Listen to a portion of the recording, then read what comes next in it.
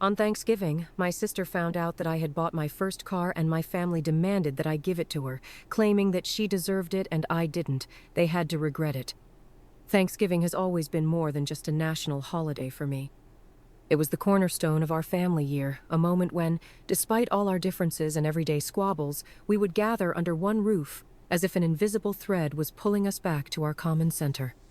I remember those days with warmth, but also with a slight sadness, because that Thanksgiving I am about to tell you about became a turning point, dividing my life into before and after. Traditionally, our Thanksgiving was held at my parents' house, a large and slightly dilapidated, but memory-filled home that smelled of cinnamon, baked apples, and my mother's signature cranberry sauce. The morning would begin with hustle and bustle and kitchen cacophony.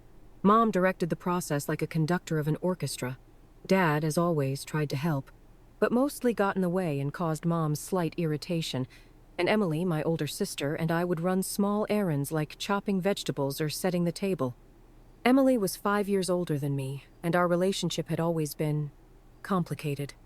She was bright, loud, always the center of attention, while I preferred to stay in the shadows, observing and reflecting. In childhood, this manifested in rivalry for parental attention. In adolescence, in different circles of friends and interests, and in adulthood, in an underlying sense of envy that, it seemed to me, emanated from her towards me. She always seemed a little dissatisfied with my successes, even if they were insignificant, and as if waiting for a moment when she could prick me or belittle me. I, in turn, tried not to provoke conflicts, to stay away, and just live my life. But the tension between us was constantly felt, like a thin but strong thread that never broke. But on this Thanksgiving, when we all gathered around the large wooden table, it seemed that the atmosphere was particularly warm and friendly. The smell of turkey roasting in the oven filled the house with coziness, and conversations and laughter sounded louder than usual. Everyone came. Aunt Martha and Uncle John, cousins, even distant relatives whom we saw once a year just for Thanksgiving. Children ran around the house, creating cheerful chaos. Adults exchanged news and jokes, and in the kitchen, Mom and Aunt Martha were conjuring up the final preparations, periodically emerging from the cloud of steam and aromas to check if everything was going according to plan. I arrived last, having been delayed at work. In recent months, work had become more than just a source of income for me, but a refuge, a place where I felt competent and needed. I worked as a graphic designer in a small but promising company, and lately things had been going especially well. I felt that I was growing professionally, and this self-confidence gradually transferred to other areas of my life. It was work that allowed me to save enough money for my first car. It was a used but in excellent condition sedan, modest but reliable just as I wanted. I chose it long and carefully, studying reviews, comparing prices, and finally found the perfect option that met my needs and capabilities. This car was for me a symbol not only of freedom of movement, but also of my ability to achieve my goals, my independence and self-reliance. When I entered the house, I was immediately enveloped in a whirlwind of hugs and greetings. Mom hugged me tighter than usual. Dad patted me on the shoulder, and Emily even smiled at me, which was quite rare lately. Her smile seemed a little strained to me, but I decided not to pay attention to it. Maybe in the festive atmosphere, all our disagreements would recede into the background, and we could just enjoy each other's company. I felt a wave of warmth spread through my chest. Maybe this year will be different, I thought. Maybe we can finally become a real family, without this underlying tension and unspoken words. This thought warmed me, and I enthusiastically joined in the pre-holiday bustle. I brought a bottle of good wine to complement the festive dinner and put it on the table next to other drinks. Dad nodded approvingly, and Mom, glancing quickly at me, returned to her culinary chores. As everyone was seating themselves, I looked around.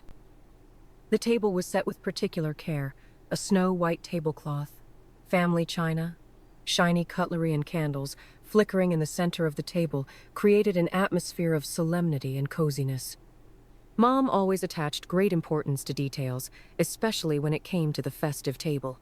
She believed that a beautiful setting created a special mood and emphasized the importance of the moment. And this time she surpassed herself. Even ordinary napkins were folded in the form of elegant fans, and on each plate lay a small sprig of rosemary, emitting a subtle, fresh aroma. When everyone was seated, Dad, as usual, gave a Thanksgiving speech. He spoke about how important family is, how we should appreciate what we have, and thank fate for all the good things in our lives. His words always sounded sincere, but this time, it seemed, there was something especially poignant in them. Maybe it was the candlelight playing on his face, or a special intonation in his voice, but his speech seemed more emotional and touching than usual. He spoke about how quickly time flies, how important it is to cherish every moment spent together, and how fragile our happiness is. Listening to him, I felt a lump rise in my throat. I understood that his words were not just a formality, but a sincere expression of his feelings and experiences. After Dad's speech, dinner began. Dishes were passed around, filling plates with a variety of tastes and aromas. The turkey was juicy and tender, with a crispy golden crust. The mashed potatoes were airy and creamy, and the cranberry sauce was sweet and sour and piquant. There were also mountains of stuffed mushrooms, a fresh vegetable salad, pumpkin pie, and apple crumble on the table. Mom always cooked on a grand scale, trying to please every family member. Conversations did not stop. Laughter sounded louder and louder, and I felt truly happy, part of something bigger and more important. I caught myself thinking that I hadn't felt so calm and comfortable in the family circle for a long time. It seemed that all the grievances and misunderstandings were left behind, and we could finally just enjoy each other's company. It was at this moment, when the atmosphere reached its peak, that I decided to share my news. I had been looking forward to this moment, anticipating the joy and support of my family. I knew that buying a car was an important event in my life, a symbol of my independence and achievements, and I wanted to share this joy with my closest people. I imagined how Mom and Dad would be proud of me, how Emily would sincerely rejoice for me, and this anticipation filled me with warmth and enthusiasm. I cleared my throat to attract attention and said, "I have news for you." All eyes turned to me. Conversation subsided, and silence fell, full of anticipation. I felt a slight excitement, but at the same time, anticipation. My heart beat a little faster, and a smile bloomed on my face. "I bought a car," I announced with a smile, expecting to see joy and congratulations on the faces of my loved ones. The silence that followed my words was deafening. It seemed time had stopped. All eyes were on me, but there was no joy or support in them, only some bewilderment and even, it seemed to me, condemnation. The smile slowly slipped from my face, and excitement was replaced by anxiety. I felt an icy tension rising inside me, as if the festive atmosphere had instantly evaporated, leaving me alone with misunderstanding and alienation. Emily was the first to break the silence. "You bought a car?" she asked, and there was not just disbelief in her voice but some contempt. Her eyebrows were furrowed, and her lips curled disdainfully. "Why do you need a car? You hardly ever go anywhere." There was a clear reproach in her words, as if my purchase was something reprehensible, something that required explanations and justifications. Her words, like an icy shower, washed over me. I expected anything, but not this. I thought they would be happy for me, praise me for my perseverance and hard work, and instead, I was faced with misunderstanding and condemnation. "Well, I thought it would be useful," I replied, feeling confidence begin to leave me. My voice sounded quieter and more uncertain than I wanted. "Now I can drive to work, visit friends, travel." I tried to list the advantages that the car gave me, hoping that this would convince them of the reasonableness of my purchase. "Travel?" Mom interrupted me, her voice full of sarcasm. She smirked, and this smirk hurt me more than any words. "You don't even know how to park properly. You just wasted money." There was not just doubt in her voice, but clear contempt for my abilities and decisions. As if she knew in advance that I would not cope, that my purchase was a mistake, doomed to failure. I tried to object. "Mom, I studied. I passed the exams." I tried to speak calmly and confidently, but inside me everything was seething with resentment and misunderstanding. I wanted to prove to them that I was not a child, that I was capable of making balanced decisions and taking responsibility for them, but she wasn't even listening to me. Her face was stone, and her eyes looked at me with reproach, as if I had done something terrible. Her gaze read disappointment and dissatisfaction, as if I had let her down, not lived up to her expectations. "And do you know who really needs a car?" Emily intervened, her voice becoming louder and sharper. She seemed to feel her mother's support and decided to increase the pressure. "Me. I have 2 children. I need to take them to school, to clubs, to the hospital. And you? You live alone? You don't need a car. There was not only envy in her words, but also some kind of demand, as if I was obliged to give way to give her what, in her opinion, rightfully belonged to her. Resentment began to boil inside me. I felt anger rising in a wave, engulfing me head first. Emily, I worked for this car, I said, trying to keep calm in my voice, although everything inside was trembling with indignation. It's my car. I saved up for it for 2 years, denying myself everything to afford this purchase.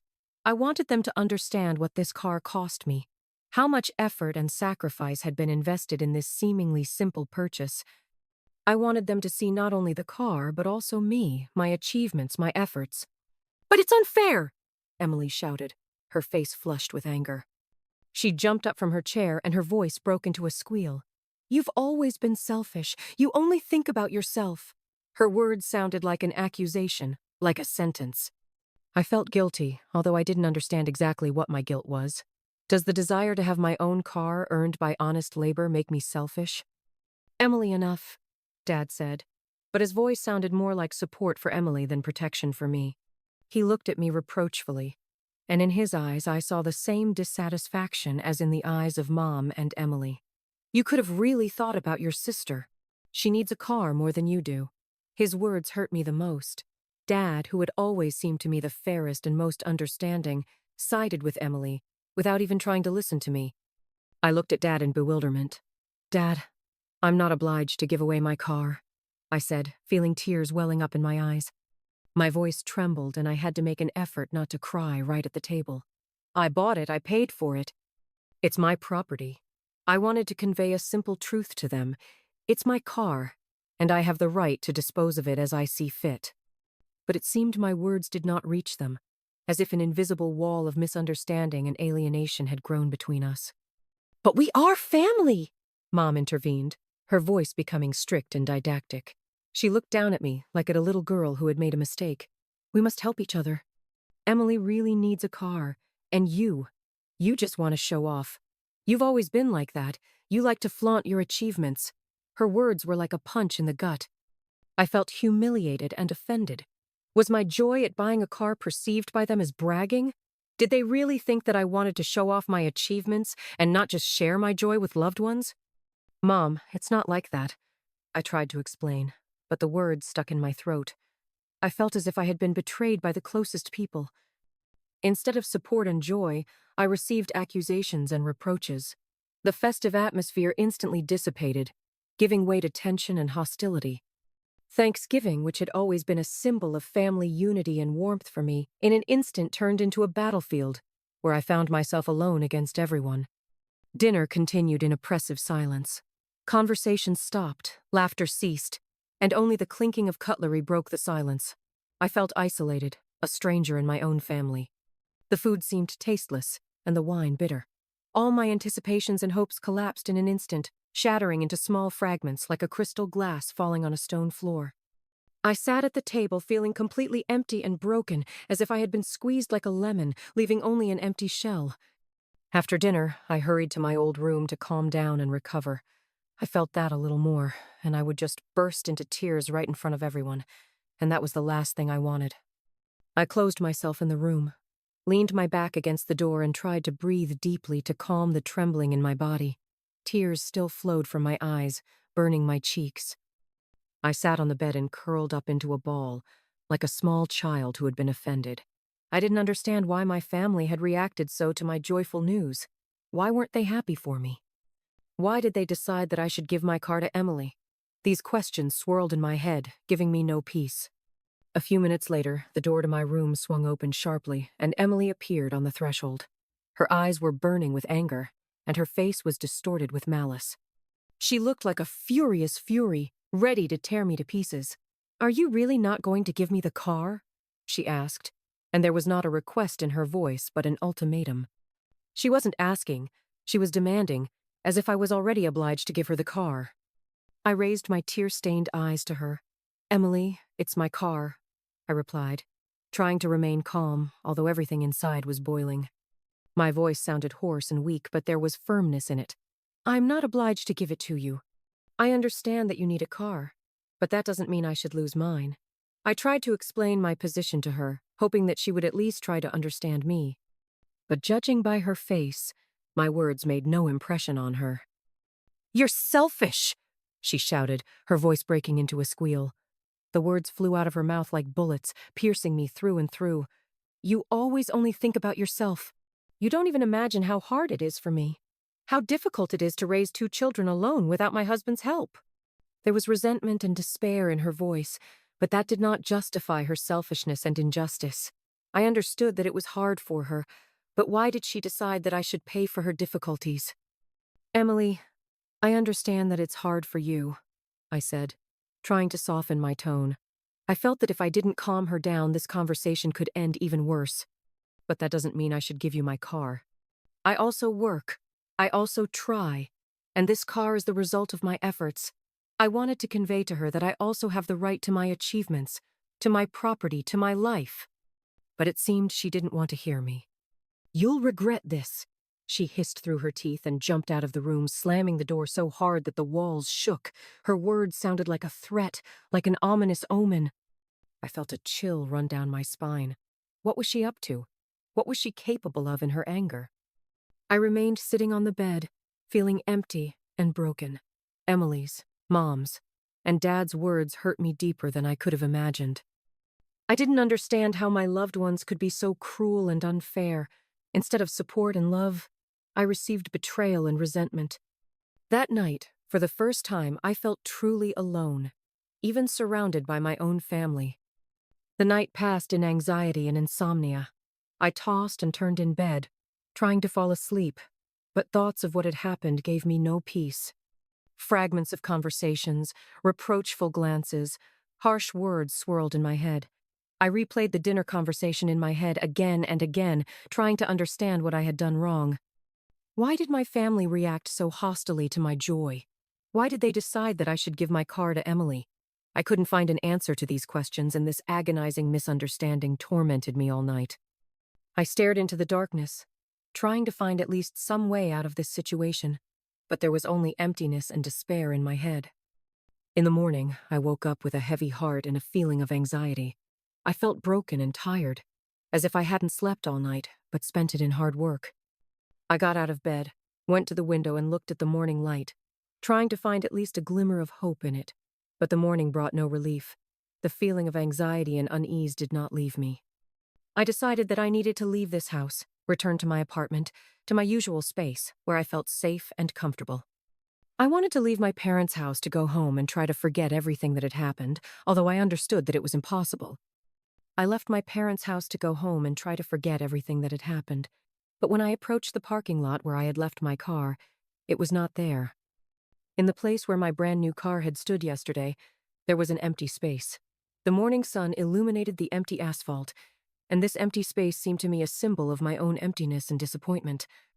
At first, I thought I had mistaken the place, but then I realized that it was impossible. I clearly remembered where I had parked. My heart began to beat wildly in my chest, and a wave of cold horror ran through my body. The car was gone. My brand new hard-earned car had disappeared, as if dissolved into thin air. I looked around, hoping it was some kind of mistake, that the car had just been reparked or towed away. Maybe I just forgot exactly where I parked and now I just can't find it. But nothing indicated this. There were no shards of glass or tire tracks on the asphalt, only an empty space that yesterday was occupied by a symbol of my independence and achievement. I walked around the entire parking lot, looking into every corner, hoping to see my car, but it was nowhere to be found. Reality began to penetrate my consciousness, and with it came horror. In a panic, I took out my phone and called the police. My hands were shaking, my voice was breaking, and I had to take several deep breaths to calm down and speak clearly. In a trembling voice, I told them what had happened, reported the make, model, and license plate number of the car. The dispatcher accepted the report and said that they would pass the information on to patrol crews. I felt helpless and lost. Could my car have been stolen? On Thanksgiving Day? In a quiet neighborhood where nothing like this had ever happened? This thought seemed absurd and implausible, but at the same time frighteningly real. Several hours later, when I had almost lost hope, Mom called me. I picked up the phone, expecting to hear words of support and sympathy, but instead, I heard a calm and even indifferent voice. "Don't worry, the car is with us," she said. "Emily just took it to take the kids to school. You don't mind, do you?" Her words sounded like a bolt from the blue. I couldn't believe my ears.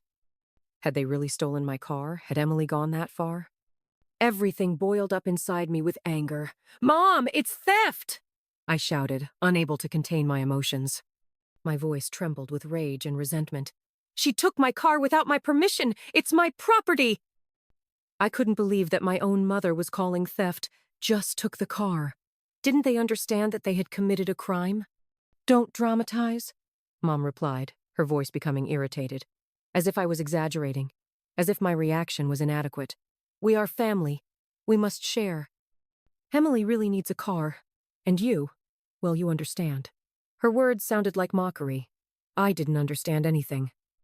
I didn't understand how theft could be justified by family ties. Did the concept of family mean for them the right to unpunished appropriation of someone else's property?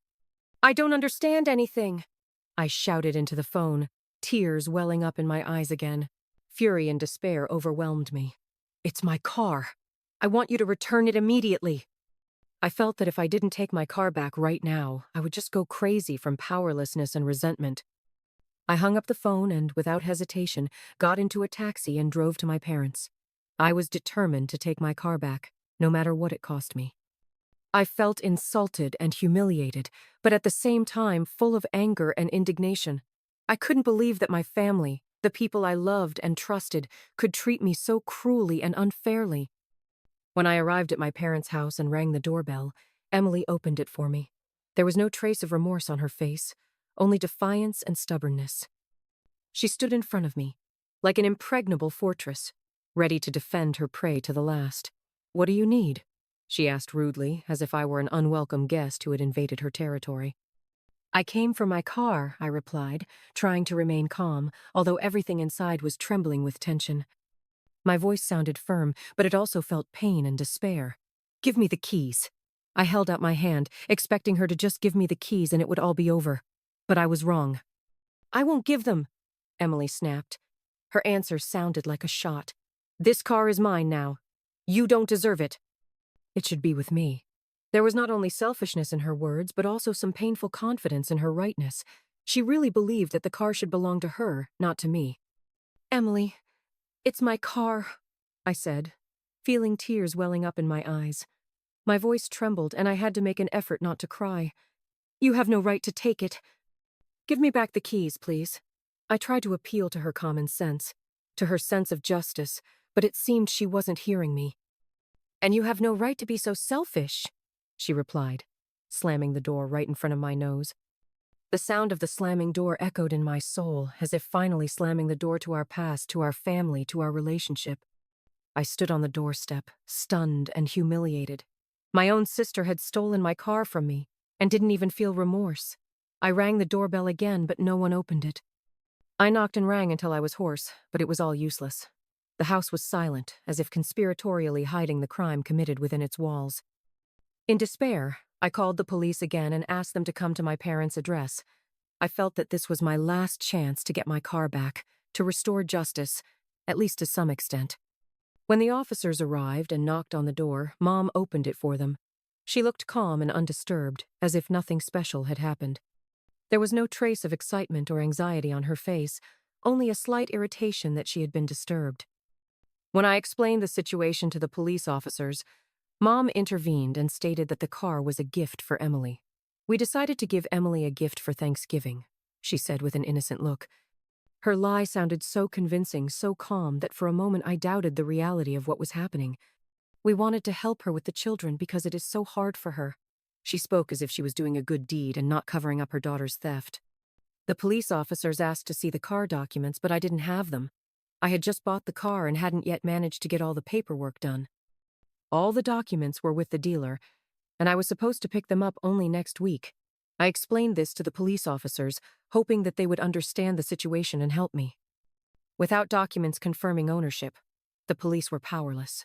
They could not force Emily to return the car, since according to the parents, it was a family gift. The officers shrugged their shoulders and left, leaving me in complete despair on the doorstep of the house where my loved ones had betrayed me. I felt betrayed and helpless. My own family had stolen my car, which I had earned with such difficulty. They not only weren't happy for me, but also deprived me of what was so important to me. At that moment, I realized that my family was no longer the one I remembered. Thanksgiving, which had always been a symbol of unity and love, became a day of betrayal and disappointment. And I knew that after this day my life would never be the same again. The wound inflicted by my family was too deep to heal. From that day on, I stopped believing in family values in the way they had always been presented to me. I realized that family is not always support and love. Sometimes it can be a source of pain and disappointment, and that sometimes, for the sake of one's own mental health, one has to let go even of the closest people.